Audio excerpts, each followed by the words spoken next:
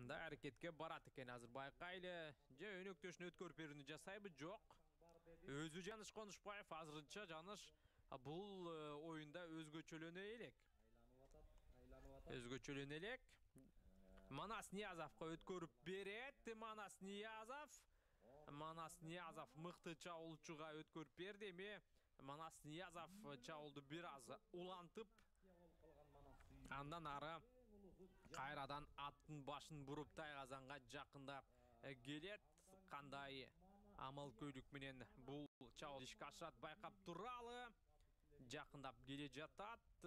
Анын жолун азырынча эч ким тоза албайт. Жана эсеп 4-0. Манас Ниязов дагы Нурдин Болотбековдун артынан эле дубль жасады. Жана жалпы эсеп 4-0.